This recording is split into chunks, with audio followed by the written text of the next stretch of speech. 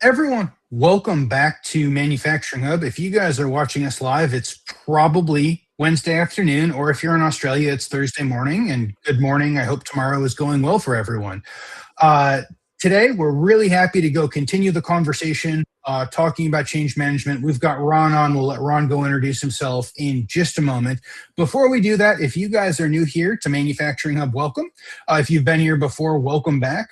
Every week, Vlad and I have conversations with other practitioners in the manufacturing and industrial space. This month, we are talking about change management as a theme. An issue that if you work and live in any part, well, really of the world, change management is something that you are either intimately aware of or maybe you run screaming every time it is brought up. But we're really happy to go continue the conversation and hopefully give you guys some tangible takeaways from that. If you guys are watching live, please feel free to go ahead and chat. Most people watch us live on LinkedIn.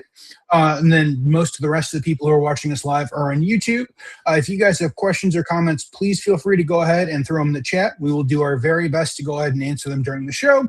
If we don't get to them to the show, we'll do our very best to get to them after the show. But without further ado, everyone, officially welcome back to Manufacturing Hub. This is episode 261. My name is Dave. The guy up here is Vlad. We'd like to welcome Ron to the show. Ron, welcome to Manufacturing Hub. Thank you so much for joining us.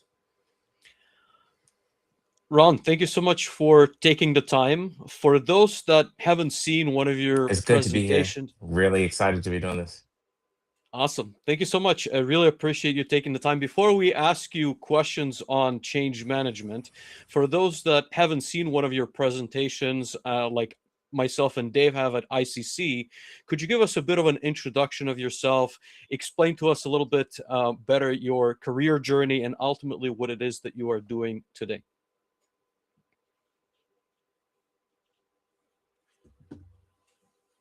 So I'm Ron Sherrod. I'm a staff automation engineer at Regeneron.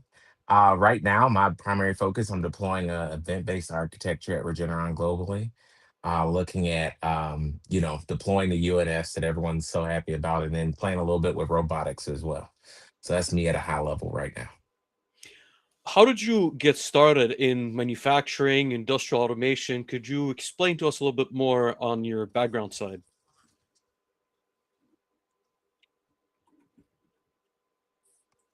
So I got started in industrial automation right out of college.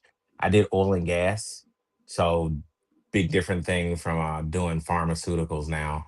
Mhm. And then, you had a little bit of project work and then really started to understand a few things, started playing a little bit at home. And that really is when I just said, this is what I really wanted to explore and tried to kind of go down that individual contributor path with my career of like learning more and growing more in this space.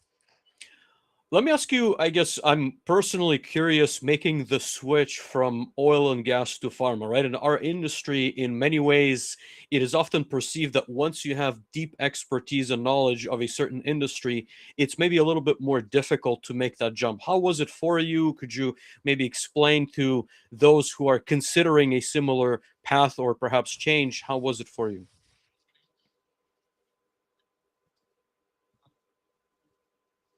Um, so I feel that jumping across industries the way I did from oil and gas to pharma,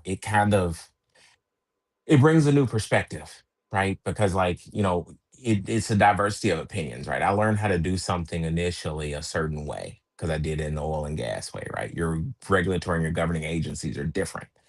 And so by me making that jump from oil and gas and now to pharma, some of those things still carried over, right? Like how we approach change control and things like that. There's still processes on both sides for, making change within the organization.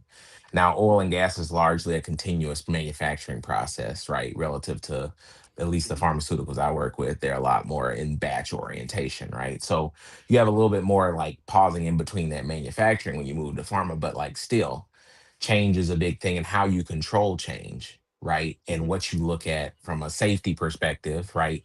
Whether you're focusing more on patient safety or environmental safety, right? The stresses are different between industries, but the broad concepts still apply. There's a risk that you must address, and how you address that risk really drives like the outcomes of how you move through that change. And swapping industries, right? Like math is math, right? I'm a chemical engineer by training, right? Like the chemistry didn't necessarily change. The scale changed, right? The reactors went from, being measured in feet, right, to being measured in liters. So that kind of Gotcha. deal, right? Yeah. And let me ask you, I guess, a follow-up question to get us started on the topic that we wanted to discuss, right? So, operational excellence, change management. I think to an extent they are sometimes used, I would say, interchangeably in certain conversations, but ultimately it's all about making changes to the way I would say like processes are carried out as a result of looking to improve an organization, right? Whether that's process, people, or technology, the way I normally frame it. But I wanted to maybe get your perhaps definition of change management, but also start to understand what kind of KPIs do you normally see as they relate to specifically change management?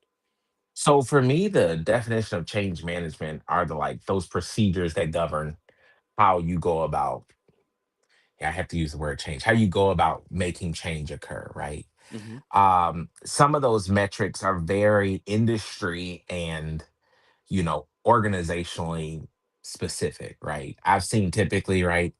Sometimes people look at ROI very heavily for like, larger capital projects. Companies want to know, right? What's my ROI on this? What's my bait? In a Hmm. continuous process, right? There's a like, well, there's also this piece of like, how long do I have to take this operation down? And how much money does that cost me to take this operation down? Is it worth me spending the money to then make those upgrades? Um, but I'm also very big on like do 80% of the work, get 80% of the benefit, right? I can feel like some organizations as they're going through Hmm. change, they'll sit and they'll try to do every last bit. And sometimes that last 20% can eat your lunch, right? You'll eat up all your Yeah. ROI trying to accomplish that last 10%, that last 20% of your change. So it's very important to look at that. But right, you're bringing up a point though around like how do organizations really define success, right? And Mhm. that definition of success is different for every organization. Yeah, and to be honest with you, for me, it has always been, or I don't want to say always, right? Because I think always is a very strong word, but in a lot of cases, it has been very reactive, right? So, from again, like my experience in a broader sense, I think that very few organizations like plan change as it needs to be like carried out as a result. Again, that could be changing a specific technology or changing their process, but ultimately they try to react, I would say rather later than sooner as to what's to come, right? And that could be again on the training side, that could be on releasing the right documents in place. So that's why I think it's an interesting like question, and I really like your comment of getting 80% there because again, I think it's important to recognize it's impossible to plan with absolute certainty, right? And I'm sure we'll maybe get into some general like examples a little bit later, but I think there's something to be said about being reactive on a certain percentage scale. Really appreciate that. Dave, what are your thoughts before I throw some more questions at Ron? I I really like Ron's answer. I really like Ron's answer. I really appreciate it in large part because we've all seen so many initiatives fail trying to get to that last, 2 or 3%. And sometimes the last 2 or 3% is the entire initiative, right? So I know Ron said he does work in pharma.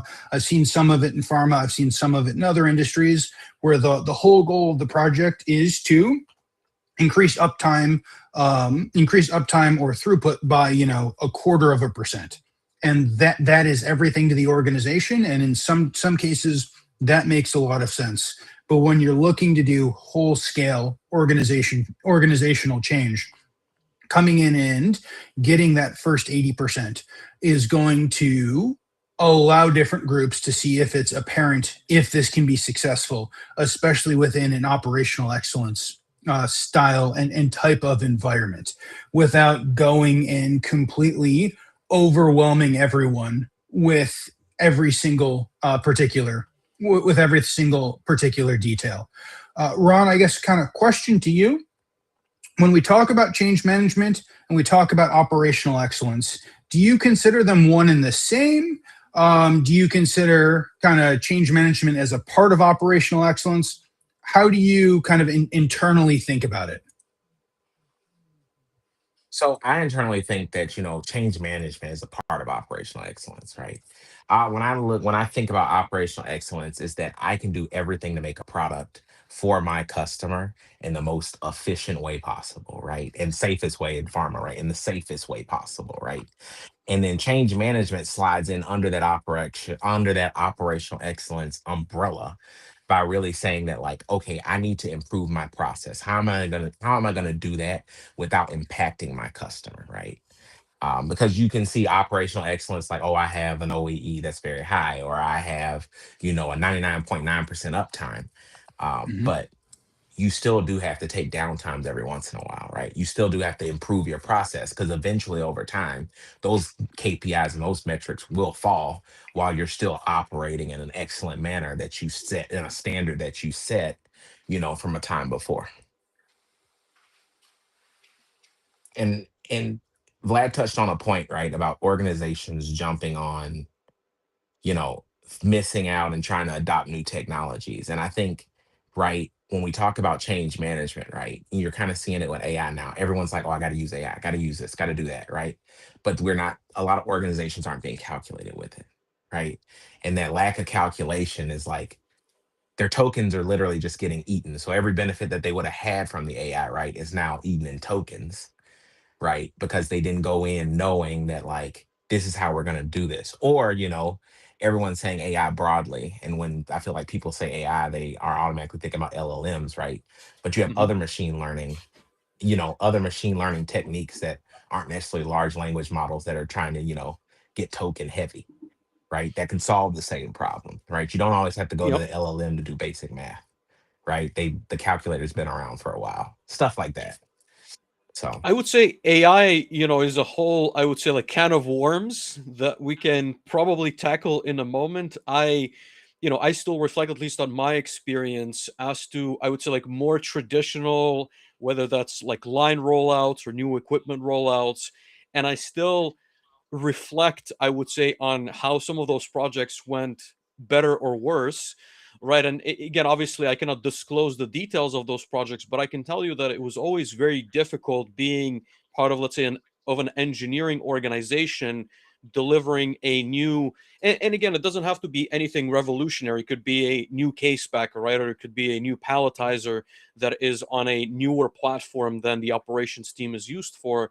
But then you need to figure out what is the training that we need to provide, what is the documentation we need to provide, how do we, in those environments that I worked on, at least, how do we conduct IQ, OQ, PQ type style of procedures. And for me, maybe one of the questions that's always interesting to explore is, who do you put maybe the emphasis to help on that front, right? Is it purely internal type of an activity? Is it something you would expect the machine builder, right, like the group that built the machine but doesn't necessarily understand your process context, to come in and train and help with? Or is it, maybe a third party entirely, whether that's an SI or consultant? I know that we all, obviously, the three of us have different experiences in the industry, but I'm curious, as you're having those conversations, maybe what are your thoughts on who is responsible for change management at the end of the day? well, the organization implementing the change is the one responsible. When I say that, I'm like the one who commissioned that we're going to do this change, right? Because they're the Hmm. ones who have the governing procedures. They're the ones, when everyone's gone and the change is instantiated, that they're responsible for, now living with this change, right? So Sure. it's real. That's where the responsibility really falls. Now, like when you talk about SIs, machine builders, and various consultants, right?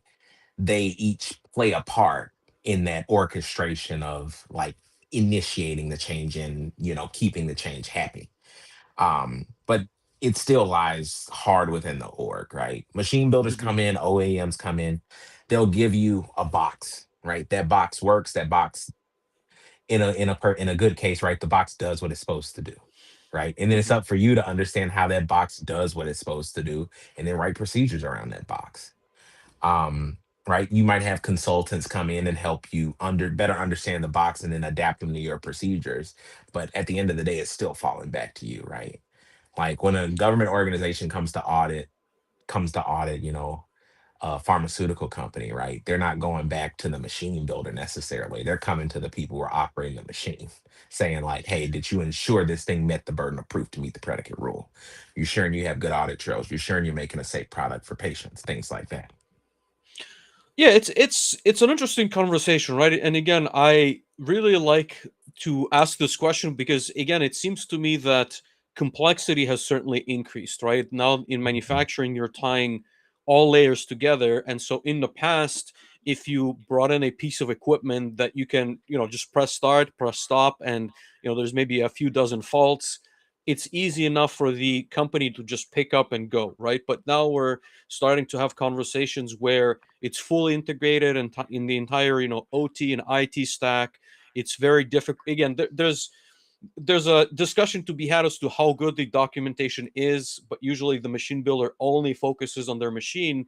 So to an extent, I've seen projects where I would say the operational teams are left hanging without critical support for that change management, right? That's why Yeah. it seems to me that like integrators, and again, I use integrators, consultants a little bit interchangeably, right? But I think need to be held to a higher standard. It's no longer acceptable that you just bring in this piece of equipment, you put it down on the floor, it gets bolted to the concrete, it makes the Yeah. box, and all right, like, well, like good luck, right? Because again, I think it's playing a more critical role. And to your point, on the AI implementation side, on the data side, right? If you don't understand the process, I think you're setting yourself up for failure, but also the operational team that then inherits that specific like machine. And again, I use machine Yeah. interchangeably. It could be a cloud solution, right? It could be a data provider, right? It could be, let's say, like Snowflake. It could be like whatever, for analytics purposes. But anyways, it's again like interesting to get your perspective for sure. But now, at the same point, do you feel that Mm. end users like myself aren't asking for that? We're not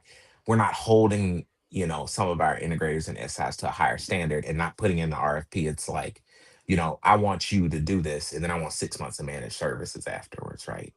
And I understand, none of Yeah. that's like I'm not saying like necessarily installing it should be a package deal, but should we start asking for that more deliberately when we send these RFPs out?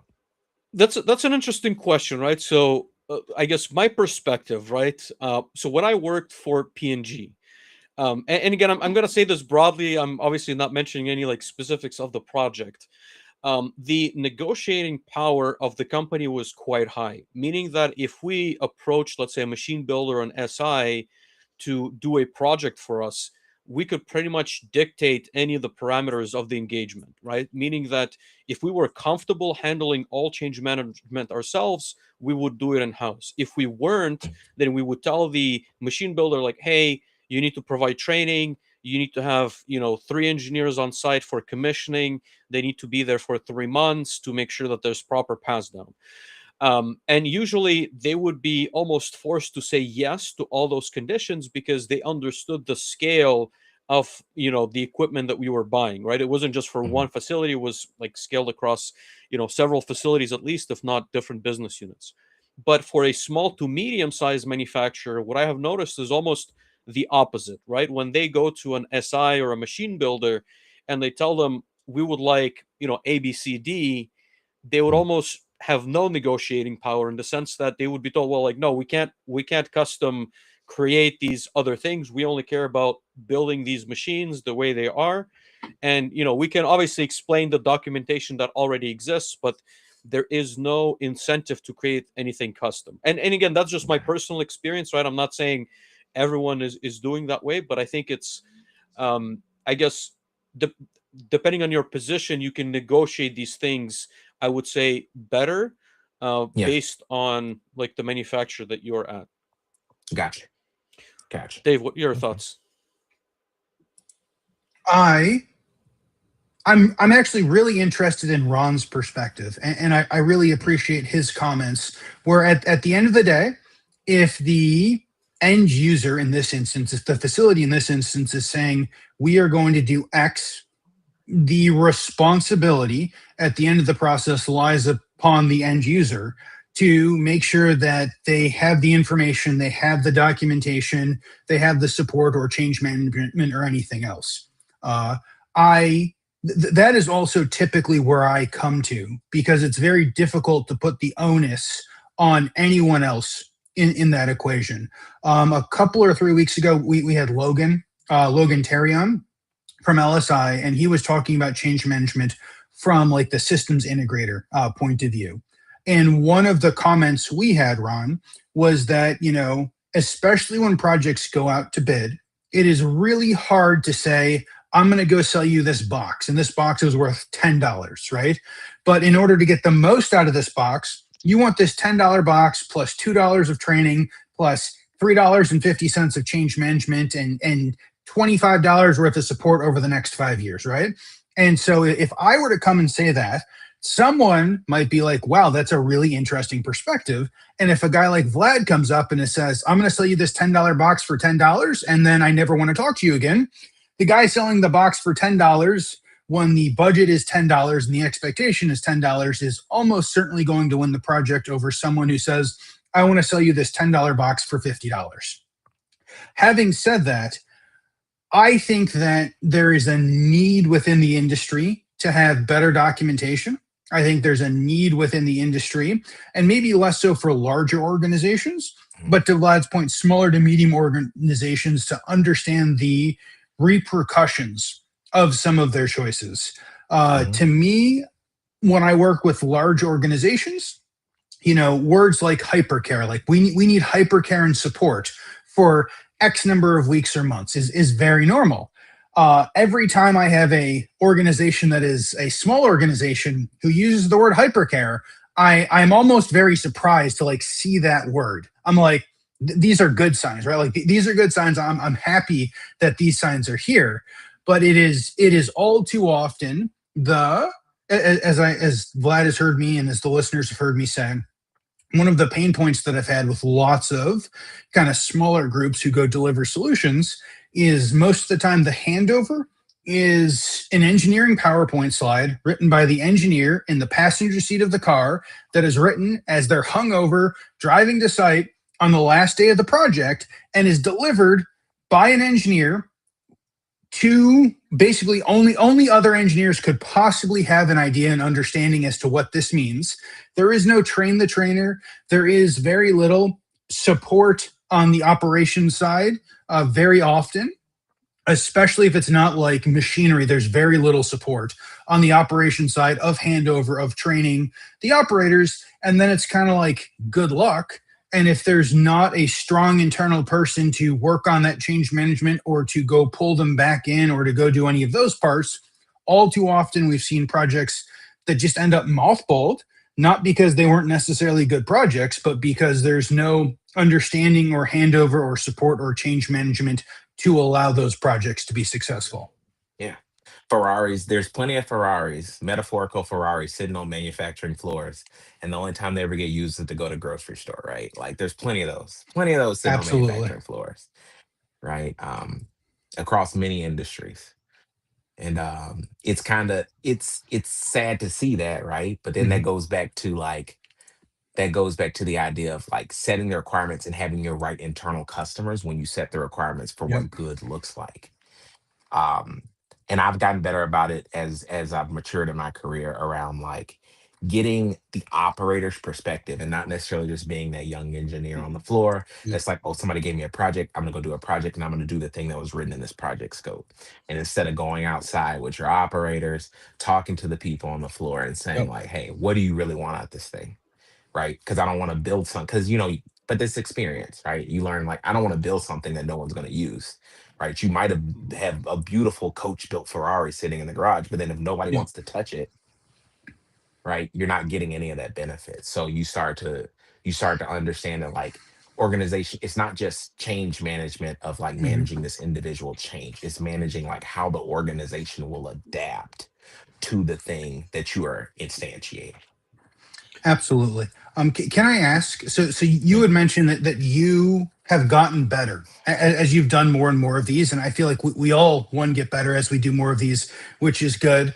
For me, one of the pain points is that lots of organizations don't have like really good structured internal documents, so it's kind of just like a verbal handoff of these are things that I've done that have either worked well or not worked well in the past. but Yeah. then 4 years later, the organization can run into the same problem because there isn't, you know, in many organizations, well documented. This is what works. This doesn't work. From your perspective, I guess what are some of the things that you have learned that have been really valuable? Can we go ahead and maybe dig into one or two of those? Yeah. So like you talking about things being written down, right? But the tribal knowledge Mhm, is a big portion and it's not written down, right? So mhm, going and talking with your operators, going and talking about the people, the going and talking to these people who work with this tool, with this piece of machine, with this process, and it's their day to day, you're gonna learn infinitely more than someone who like just I have a project I have to do, right? It's mhm, like, or like being I feel like I've learned the most from those people in my career. Like in oil and gas, my operators who had been on that unit for 20 years. And you're like, and you're trying to understand like why do we need to change this? And this guy or girl tells you, like, hey, mhm. like this is broken because this thing over here broke 15 years ago, and then we Yeah. rerouted the pipe around, right? It was never designed to run like that. So now this is how we're stuck in this position, right? And so that's how I personally got better, was talking to the people who knew more than me about really how work is done in an organization. Because I understand your position, right? You're coming in from Mhm. outside, you're trying to understand like how do you do change, and you gotta pick it up quick, Yeah. right? Versus as an end user, right? I have time to, socialize, sit and talk, have that downtime to really learn like how an operation works, right? So in that way, everyone can more easily help each other get the job done. And that's something like as an engineer, that's not taught in school, right? Like that's something you have to learn, something you have to get burned by, right? Yeah. something, something you have to get burned by to then come around and say like, okay, this guy knows this unit better than me. I need to just go talk to him and he'll tell me the easiest way to accomplish what I want to accomplish. And then like being able to come back to your leadership and say like, I think that we should tackle it this way. That's a whole nother skill set. There's plenty of engineers that like don't have that skill set, that soft skill set of like being able to translate from operator to leadership, right? Operator Yep. says, you know, we want to do it like this. And then taking that and translating it like this is the benefit to the business. This is the benefit. This is how it benefits the organization, right? Just from the operator's perspective. And then translating that is powerful, very, very powerful. Yeah, I would 100% agree, right? I think to maybe piggyback on Dave's earlier comment of the box for $10, right? I think the difference between, I would say, a more junior resource and a much more senior, engineer, manager, director, what have you, is the ability to flag the fact that, the machine builder SI is proposing something that is, again, they're interested in obviously like selling you either billable hours or services, or here's a finished machine, they're going to go and sell the next one, right? But you need the ability to flag that and say like, well, look, for our organization, this is not going to work, but also we're not going to be willing to pay $50 for that $10 machine. So how about we scope it out specifically for a use case, then have the internal conversation like you were saying, Ron, with the operator. It could be the supervisors, right? Like obviously they want to understand different things about that equipment, but ultimately, it's the ability to push back on, hey, I've been burned by trying to deploy this $10 machine and it went very poorly because then I had to come in on weekends and, help the operators make sure everything works. And I had to train the supervisor with the documentation that didn't exist. But ultimately, yeah, I think like this goes back to, now that I think about it, the conversation of the end user, I think, always dictates the pace, but ultimately utilizes resources differently to accomplish change management, right? So I'm rethinking how I maybe like formulated that question, but the end user is not alone, but at the same Mm. time, he is the one that dictates how it's going to go down. Because, like I said, I've been in that situation as well, and it can be a problem. And to touch on that, right? Mhm. We both said, getting burned. Sometimes the end user never gets burned because the end user gets promoted or moves on to another position, Sure. right? And so like there's a balance in organizations around like maturing, right? And if you never fully reach the cycle of like some of those decisions coming back to burn you, right? You didn't learn your lesson, right? Mhm. And that's some, but that's not anything you can plan for, right? That's something that just like over your career, you hope that you get some good learning opportunities. So that way you can make a better product for everyone later down the road. Yeah, of course. Some would say it's investment in yourself, right? You've made a Yeah. $200,000 mistake. Well, look, at least now you know Yeah. you're not gonna Yeah. repeat that twice. Let me ask you, I guess, what are your thoughts on like why this happens? Right? Is it poor planning? Is it lack of involvement of these different maybe groups that will need to be part of those conversations? Is it just poor foresight? Is it, just I would say again, like right now we see on the market that many companies are bringing in quote unquote digital transformation or new sites, new lines into North America. Are they going to fall into the same patterns? And what are some of those problems, maybe in your viewpoint, in a broader sense, right? It doesn't have to be in your obviously like current work. I mean, in a broader sense, it I can't pinpoint one thing or another, right? Because it's very Sure, sure. organizational to organization, right? Hmm. Um, right, like different organizations, because what you're starting to touch on is real like problem solving. Like how do we Hmm. problem solve as an org, right? Not necessarily change, but like how do I solve a problem, right? Because sometimes it's not just change. Sometimes I have a operational disruption. How do I get through that? And different orgs do that a myriad of different ways, right? So you have because you have escalation pathways, you have project groups, and all those little groups have to work together. They need a common vision, and sometimes a common vision does help. But if the groups don't understand how to synergize together, then that's sometimes where you get some of that breakdown, right? Like if you have Hmm. an outside group within the organization that's running a project that, for a technology they don't really understand, they just know like this is a capital project, we need to do this thing. Sometimes it's hard for that group to understand the impact to that to that manufacturing side of the house, right? So Yeah. I feel like a lot of it can be avoided by, just being open. Being open. No one wants to feel that they don't know enough, right, to be doing the role that they've been given, that task they've been given. But sometimes Yeah. if you come out and say, "Look, I need help," right? I need you to help me understand. That eliminates a lot of problems down the road, especially if you do it early in the project and you find someone who like truly understands what's happening, right? It helps a lot. Pride can get in the way of some great projects, right? At the end of the day. Hmm. So like you always have to remember to like humble yourself at the end of the day and say, like, I don't know. I'll figure out the answer to give you what you want. But I have to come from a point of humility and servitude almost. And I can't come from a point of prideful kind of aspect of it. Gotcha. Let me ask you maybe one last follow up before I pass it over to Dave. Right. So I'm curious, and again, I'm reflecting on my experience a little bit as well, and I would say that there's always an opportunity to be better, right? And in a sense, there's always an opportunity to have, I would say, better tools, but ultimately. I think allocating resources, but ultimately time to conduct, let's say, a postpartum, right? If the project like fails for whatever reason, to try and document that and then to pass that on to the next group, because ultimately again in a lot of the engineering roles, within 3 to 5 years you either move to a different, it could be location, it could be a promotion, right, or different group altogether. So I'm curious, maybe what are some interesting ways that you've seen change management be better, right? It could be learning tools, it could be documentation. Like where would you place an emphasis with, let's say you're leading a group, we need to be successful, here's what I would implement. So for me personally, at least in this industry, like I was having this conversation today with my supervisor, right? We're working through a big change right now, very large change. And and as we're working through this change, like some of the procedures have changed on like how we do change here in this organization.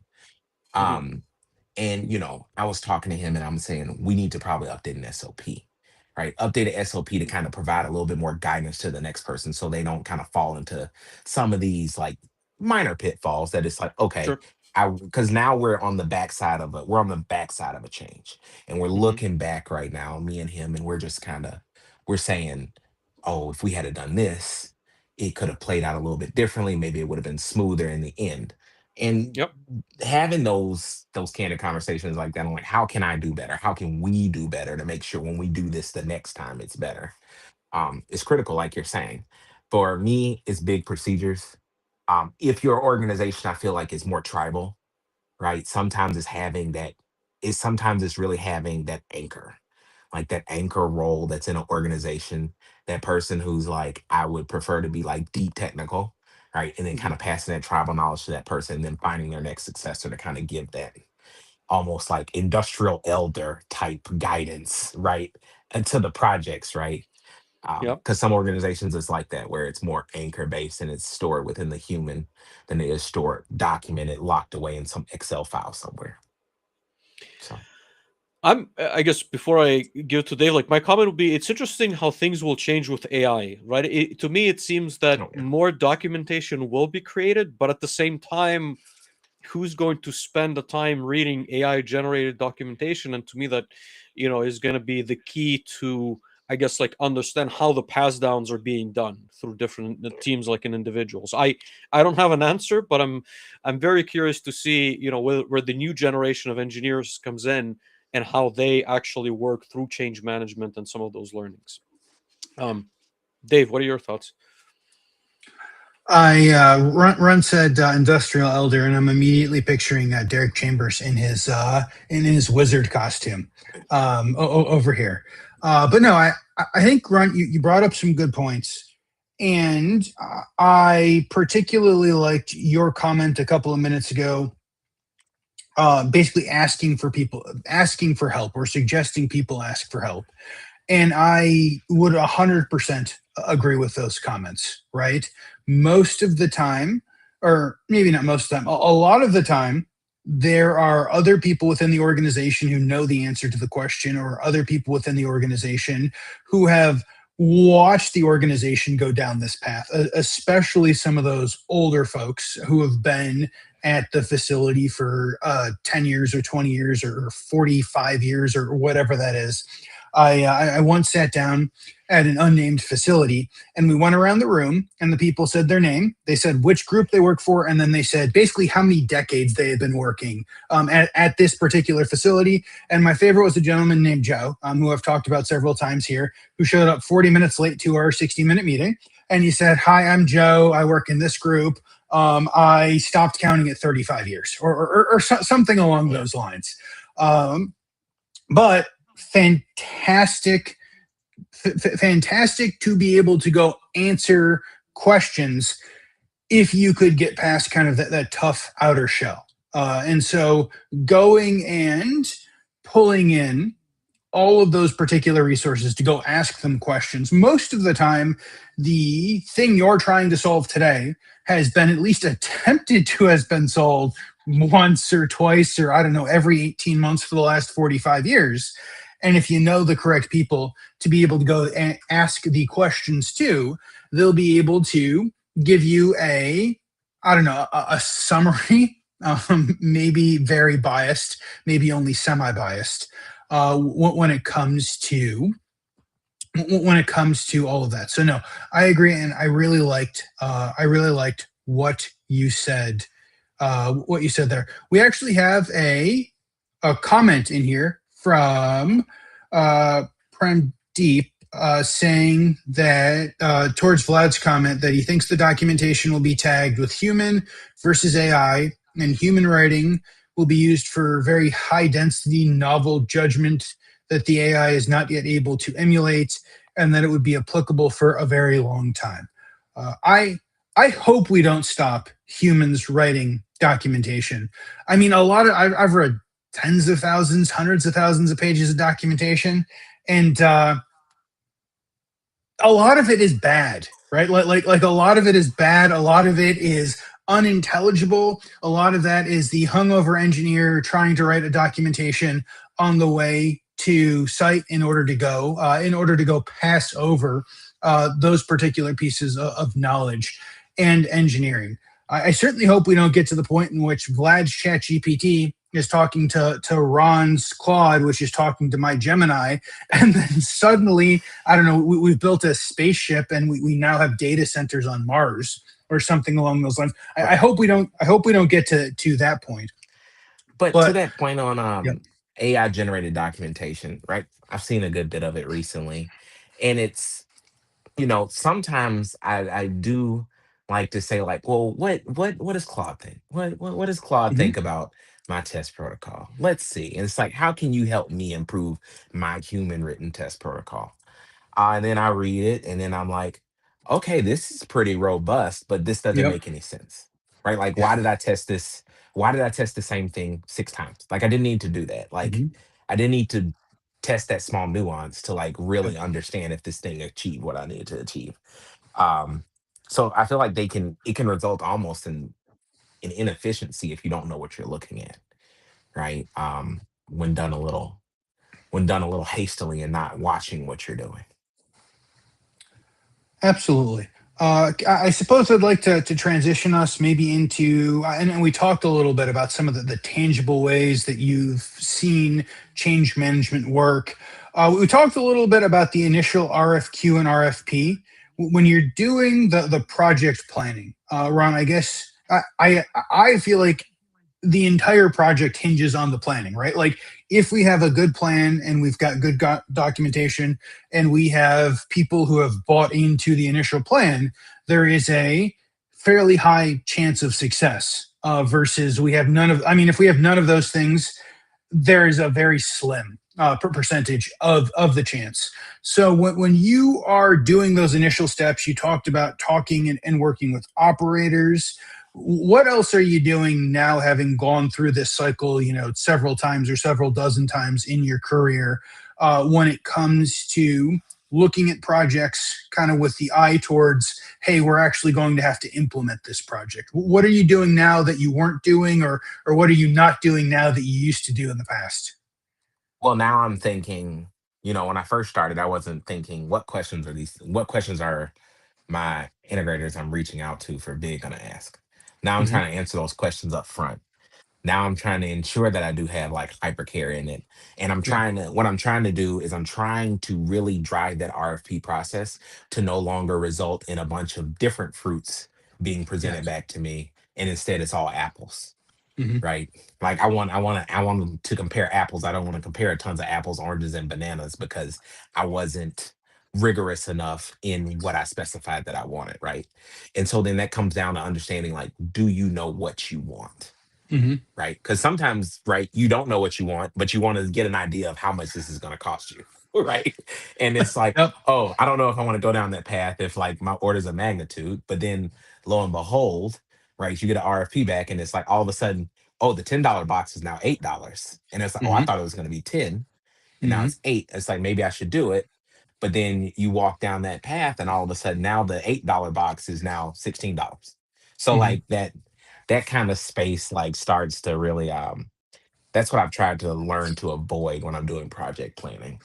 And a hard thing is dependencies. Hmm. Understanding your dependencies to do your project relative to everyone else, because that'll eat your lunch too. Absolutely. Mm, And I appreciate that.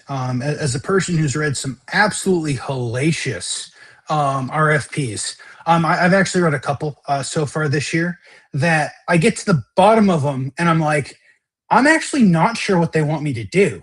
I'm like, I need to go back to the top, and maybe there's like a process overview. yeah. Maybe these guys can articulate what they want, not just we have, 42 different areas and we're trying to do X out of all of those 42 areas, but we're not telling you what's in each of those areas. And everything will just be fun, kind of fly by the seat of the pants sort of opportunities. So something I've never really asked anybody. Um, what is y'all's definition of good in an RFP? Right? Do you want a lot of background front matter? Like this is what the company's all about. This is what we're trying to achieve. Or would you prefer if I just hit you with bullets and be like, I need this much IO, this type of bioreactor, and this type of space, and I need it put here, and I need it all done at this timeline. Like, what do you really want to see? I can answer that if you want Dave me to I, take I that. love this because I feel like Yeah. Vlad and I's answers are either going to be one-to-one identical or the two most dissimilar answers anyone can possibly give. So Vlad, please go ahead, go first. I love this question, Ron. Well, Look, so I guess like having been on both sides of the table, right? I would say that a general SI will evaluate the opportunity given to them, and then either submit a proposal that's going to be time and materials, meaning that you're basically paying for blocks of hours, or they will bid the entire project, right? And so for me, their answer would almost like to an extent tell you how confident they are in the scope that you have submitted. Meaning that if you define it very loosely, then all of the risk basically falls on the integrator, right? So if they submit a fixed bid, then they're taking all the risk. Conversely, if you have given them a very specific scope, they are confident that they understand what needs to be delivered. And again, I guess the lines are going to be different with maybe larger groups than smaller groups. I don't think you need to specify down to how many IO points per se, but you could at the very least say like which, if it's again, if it's a new group and maybe they don't know any better, you need to tell them which control system you're expecting, what kind of software stack you're expecting, what is or isn't going to be provided. And I guess there's a lot of like side details, but ultimately you need to come to an understanding where it's clear enough, I would say, for them to be comfortable to almost submit a fixed bid. That way de-risks on both sides, right? Like you understand what the fixed bid looks like and they are comfortable bidding a fixed rate. Because again, I'm sure you've seen this as well, right? There's going to be engineering change orders or ECOs that will come in, and like you said, the box, instead of being $8 is going to be double or sometimes triple the price on the back end. I don't think anyone wants that, right? Even a systems integrator is not very comfortable having those discussions, because they will eat, like they will have a certain margin that will be okay, well, we'll eat some of this, it will make this change, it's not a problem. But as there's more and more changes because of the initial uncertainty, they will at some point have to say, well, like, look, there's just like, we've put in so many hours, this is no longer profitable. And if you're too unflexible at that stage, they can simply walk away. And I've seen projects where it becomes a legal battle because, again, it's more advantageous for them to just walk away than it is to get it to the finish line, so to speak, right? And I guess like I'm answering it kind of, it depends, I suppose, but I think in general it hinges on that like fixed versus T&M type of bid. I guess I'm going to answer a little bit more specifically. To me, a RFP that I can read through once or I read through twice, and knowing very little about the organization or the facility, right? So like if there's a block up top that says, hey, we're X company, and if we've got 10 facilities across North America, we have 10 facilities across North America, we are looking to do work at X facility or X, Y, and Z facilities. And then from that kind of I guess I'm a systems and a process guy, right? Like I want to have an idea of what the system or process is, or the direction that the group wants to go at the very end. And so the more information that can be provided, the better of a price and the better of a project that can be that I guess one could go propose or one could go through the process of bidding.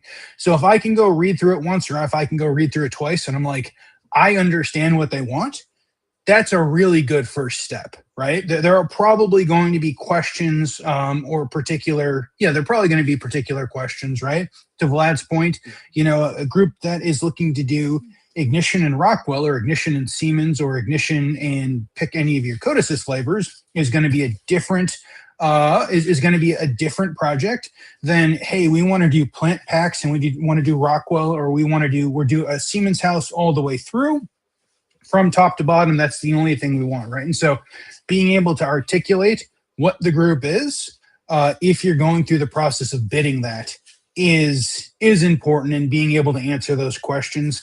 I do a lot of system design. And so like, especially when I'm doing system design, if there are examples of, hey, this is what our screens and everything look like currently, that is really helpful to be able to go ahead and articulate of, yes, this is a fairly easy design, and hopefully they have global templates and global projects. Or you look at it and you're like, it's going to take Vlad 45 hours in order to go duplicate every single one of these pages. We need to realize that this is, particularly dense, and realize that this is going to be a particularly difficult project. So the more information that can be provided, in my experience, reduces kind of the back and forth of questions. And the reducing the back and forth of questions is going to provide the best apples to apples comparison. Having said that, there will almost always be questions, and being able to articulate and answer the questions is also kind of at the make or break phase. I had a list of questions that came back, and it was basically like, we've given you all of the information that we're going to give you in this proposal. For this proposal, you guys just have to guess based upon the lack of information there. And I'm like, man, they might have actually done us a favor if they just didn't answer any of these questions. They could have just like gave us one of those shruggy emojis, and we would be at a very similar level of where we currently are. But being able to go articulate the answer to those questions, because in my experience, the people who are bidding these projects, they want the projects to succeed. They want to hopefully win the project, and so they're going to go spend the time and effort in order to go down the path to be able to do that. They're going to spend the time and effort to be able to go and do that. And so they are as an end user, they're your resources and tools to be able to go help answer specific questions. And lots of times they're going to see things that an end user may not see. And they'll be like, hey, if we do this, we can go save 15% off of the entire project because this is much simpler, or this is the path we want to go, or we're doing one facility and then we're doing two more facilities very similar to it. We should spend the extra 5% up front, go build some global projects and templates, and go roll that out across all of the facilities. And the better of the groups will know that and will say things. The groups who maybe don't know better are just going to go ahead and bid it straight. And so the first project may cost $10, and then the next projects may also cost $10, as opposed to the first project costing $12 and the rest of the projects costing $4, sort of things. Yeah. Okay. I think it all boils down to risk. Like, again, I think even to our earlier conversation on kind of like general change management and how we can be more foresightful, how do we predict and mitigate risk, right? Like, again, and to your question, Ron, I think it's, again, like both sides are looking to be successful, but the perception of risk is different, right? Like for a large manufacturer, bringing in maybe an R&D piece of equipment for a few months is not as detrimental to a small SI that's coming in for those 3 months to integrate that piece of equipment, right? If they fail, that's a huge problem. But so the risk is perceived differently, right? So if you're on the larger side, you can just say like, well, like, look, this is all the scope we have. We're not going to provide any more. Like, best of luck. But that person may decline because their perceived risk is, like I said, of a different scale. But it's a difficult question to answer. I definitely appreciate it, because I'm also like reflecting on how some of my RFPs and RFQs and just like projects have went in the past. And it's not an easy like conversation with whichever partner you're speaking with. Yeah. Let's see here. So so we talked a little bit about some, maybe I would say like challenges. We talked a little bit, I would say, like opportunities, maybe some interesting tools. Do you have any maybe idea, or I would say examples of like very successful projects where you were just like, hey, like this went really well, and we look back and it's because of like XYZ reason? We did proactively talk to like operators, we talked to plant management, we talked to like IT. Maybe like, are you able to share again, like broadly, a story where everything kind of fell into place and everyone was very happy about the change management? Deploying a well-known SCADA system, right? There was a lot of, I think what kind of particularly made that very successful was the fact that the team that I was working with was very good on grabbing like user stories. The organization was in the right position for like innovation and like saying, we're going to try to do something different. So you had an organizational inertia. I had a large support system behind me to say we are going to be successful. And sometimes that's what it really takes, right? Like an organization saying we are going to be successful, and not necessarily saying I don't know how it's going to work. Saying how can asking those questions of how can we make this work, what that kind of thing, and then also having a problem that you're trying to solve. Too many times that I've seen I want a new technology, but I don't know what it's going to solve, right? But coming and saying like I want to end this problem I have right now, and I believe this is the right tool to do it. And now we just need to go execute and solve that problem. But also hearing that problem come from the shop floor, right? Hmm. Because that ensures that it's going to get used because your shop floor, your manufacturing organization is asking, saying, I have a gap and I need this gap closed, right? Can you help me close this gap? Because you have manufacturing bought in, Mhm. you have leaders that want their organization to be successful bought in, and then here comes an internal integrator like me, an internal engineer like me to say like I can close this gap for you, right? That's when I feel like my projects were like extremely successful. Um, Let and me then ask when you a they follow-up fizzled question. out, Go ahead. Go okay, ahead. Sorry. no, So, no, that's sorry. fine. Go Go, ahead. go, go. I was going to ask you a follow-up. The thought of user stories, right? So for me, I would say, like, again, like reflecting on my approach, it has always been, again, to the point of like tribal knowledge, me just going to talk to operators and just like write down some scribbles, right? And then I would do my best to communicate some of those design choices to the group that's building the solution.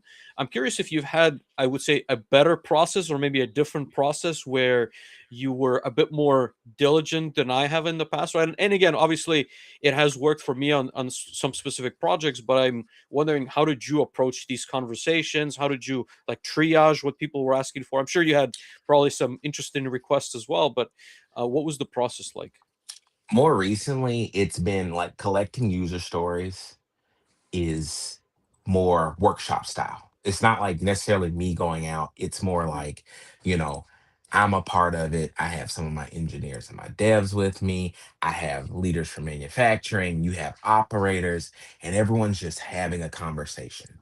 And as you're having that conversation, you're using whatever diagramming program you want, and you're kind of organizing like how people work, right? You mhm, start to understand, like, okay, and then as you start to drive, and it's really a talent. I have someone that I work with. He's wonderful, wonderful at that talent, right? Of like really kind of like translating between the groups of like, well, what problem are you really trying to solve? Like, mhm, you know, you're saying that the system is slow, or that you don't, or that your data's not moving as it should, but what's really causing that? It like this is a symptom. So then like we need to mhm, figure out from another organization what's really the disease, right? So like having all those people in the room really drives that a better user story. And then once you get a good user story, then you can really, if you're talking about like moving data, then you can kind of generate sort of a data contract, right? To say like, I need this data to move from here to there. This is the small smidge of data that this one particular organization needs to be successful, but that smidge of information might not be the same as the other part of the organization. And when you mhm, put all that in like a tangible document, now you can start to see those connections a little bit better, of that this one device produces a bulk of data, right? But mhm. then this organization needs this organization needs that, and they are using it for different purposes. So you need to make sure that goes where it needs to go. And I feel like seeing that more recently has really, really been powerful for me to see like that connection across groups and showing how the same data is used differently, Mhm. and that's driven from user story development. It's very interesting, right? As you describe it, I guess, again, like I reflect back on some of my initiatives, and I don't think they were ever as intricate, I would say. And ultimately, I wish there were more, how would I say, like, I guess, like knowledge sharing and maybe courses that, as you mentioned a little bit earlier, that aren't taught in engineering, where it's a little bit more applied and experience based. But at the same time, maybe this is design sprints in software in general, but I think in manufacturing, there is that context and things are done differently, right? Because you're not just writing a phone application or a website. Like these are complex systems that impact Mhm. different disciplines on the engineering side, on the plant floor side. So it's super interesting. I'd be curious to see if there's books that are published on how to like run this process that you've described in a better or more streamlined fashion. So I definitely appreciate that one. Dave, what are your thoughts? Yeah, no, I agree. I guess we do a lot of work on the user story side, similar to how Ron had described it, similar for the reasons as to how Ron describes it. And then doing our best to connect user stories to KPIs and then how we deliver to the KPIs and then back to the user stories. We have found it generally hits how is needed within an organization. And then specifically, if you go capture the user stories of the people within the organization that are going to go help drive large portions of the success and the change management, it goes and it helps with the change management if you can show the specific user story or the use case, their pain point. We have found that it eases a lot of that. Having said that, a lot of that comes from traditional software development. Um, I, I, yeah, I think a lot of what I see on the manufacturing, I guess a lot of what we do on the manufacturing side and a lot of the success that I've seen on the manufacturing side are people who kind of took the deck of cards of the OT playbook and the software development playbook and shuffled them together in order to attempt to find success. Fantastic. Ron, this has been amazing. We lost you on video. Are you still there, Ron? Oh, we may have lost Ron. If you guys are with us live, give us just a sec. Let's see if we can get Ron back. I guess while we wait on that, Dave, maybe we can give some community comments, right? So both of us are planning to attend. Hey, Ron, how's it going? Hey, sorry. Can you hear us? No Yeah, can problem. you I hear was me? gonna, Yeah. yes, sir. I was gonna mention before we maybe get into the final questions that we have prepared for you, that Dave and I will be at Automate in Mhm. only a couple of weeks now, A right? month. Yeah. In a month. I don't Mhm. know, Ron, if you were planning to be there, but it is a very interesting trade show. I Definitely won't. I won't recommend be at that. Automate this year. Mhm. I've been conversing very heavy this year, and I will be deep in UNS deployment. Okay. Okay. Yeah. That should be fun. I'm looking forward to hearing how that goes. Will you be at ICC again this year, Ron? Has your Yes, schedule solidified? that is the plan to be at ICC this year. I haven't booked my travel yet, but that is the plan to be there. I will might be flying directly from ICC from another location, but we'll get there. I will get Gotcha. I there. love it. From an Yeah. undisclosed location to Sacramento, maybe back to the undisclosed location. Exactly. Um, that'll be awesome. But Ron, this has been fantastic. Thank you so much for joining us. We do want to go ask the last questions that we get to ask all of our guests. And Mhm. as you may or may not know, or as our listeners know, the first one is one of my favorites, right? It's predict the future. So can we ask you what you think that the future of change management or what you think the future of the industry is going to look like in the next 2 to 3 years? So in the next 2 to 3 years, I'm very big on there's IT OT convergence occurring, and in the combination with AI, Mhm. um, you're going to start to see some single platforms that become really really performant, right? Like you're going to be able to build everything on a single platform and go end to end, and it's not going to be so much of like I need to do this from like a coding perspective, but I need to do this from just drag and drop and it'll just work. Like how they showed to like prove it with i3. Like i3x is probably going to supercharge a few things like in the manufacturing space and then really push a lot of things up. But the thing is, I don't see a monopolistic sort of monolithic thing coming, right? I still feel like there's going to be good competition amongst the different vendors that produce these different platforms. I don't see anything like the Microsoft Office of industrial SCADA really showing up and saying, 99% of all compute use this, right? I don't see that coming, but that's where I'm going to say the Mhm. future is going Okay. on the bright Uh, side. I like it. I I like it. Thank you for that. Next up, we'd like to ask for some career advice. So if someone is kind of early to middle career, what's one piece of advice? What's one piece of advice you'd give? What's the best piece of advice that you've received? Um, Follow what makes you happy. Like staying on your bliss path, right? I don't know if anyone's ever heard that. Staying on your bliss path is critical. Mhm. Um, I work for my current employer because I love an adventure, right? Like I love the challenge, the good and the bad that comes with it. I love being in the trenches and like because doing what I do makes me happy. So even the bad days Mhm. are still good days, right?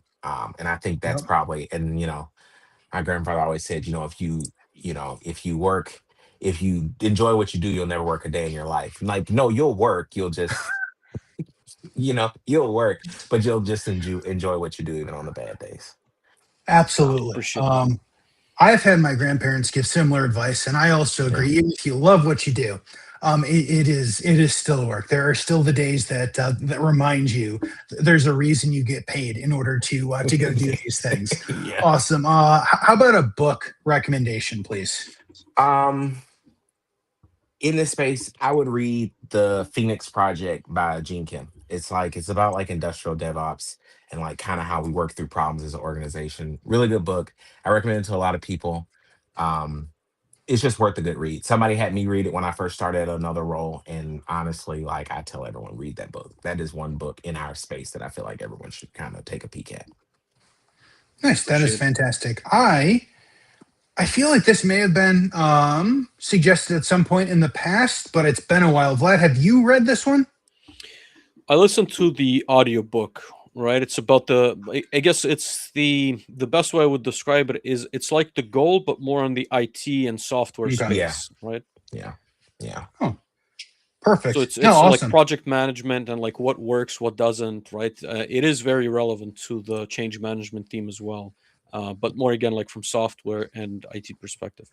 No, yeah. perfect. I think that's good.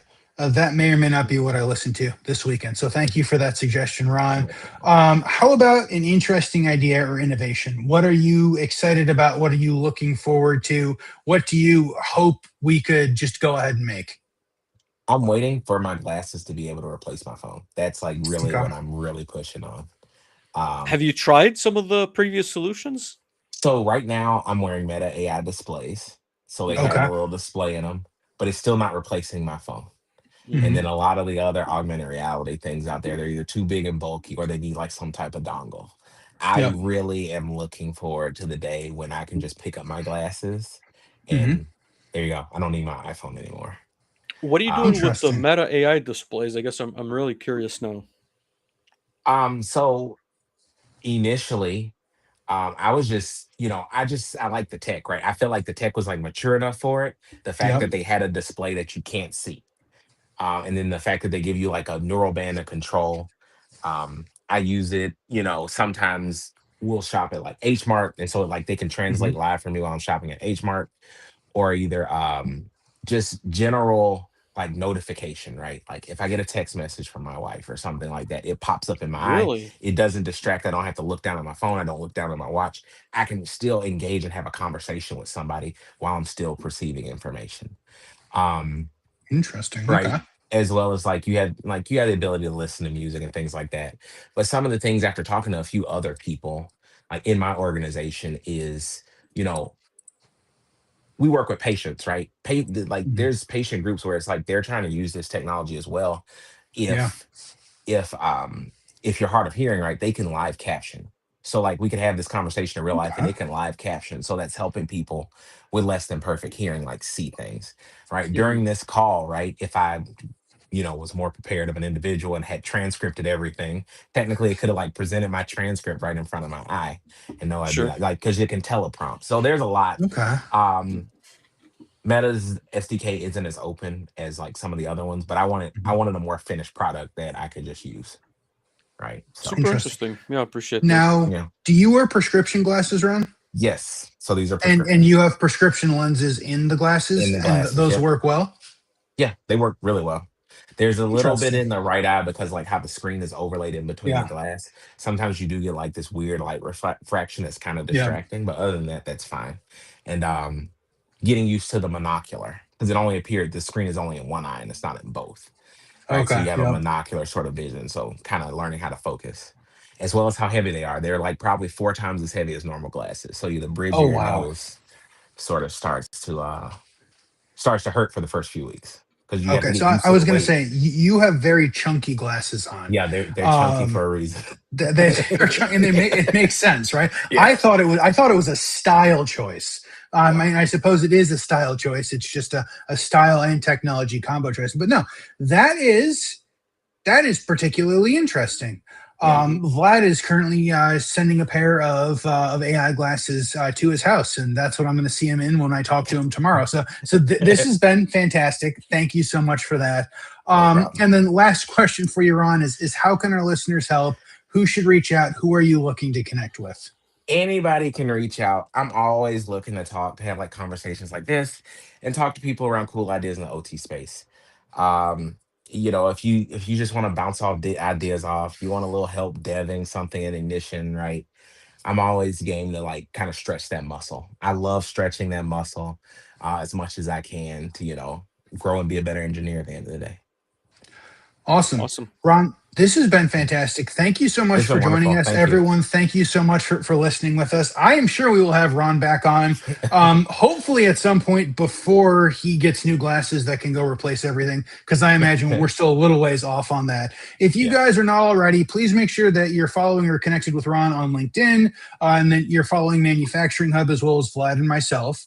If you guys have made it this far on YouTube or podcast format, you're absolutely fantastic. Thank you guys so much for that. Remember to do the like and subscribe and rate us 5 stars and all of those other things. When I remember to ask you guys, Vlad launches the podcast and more people listen, which is pretty awesome. Until next week, we'll see you.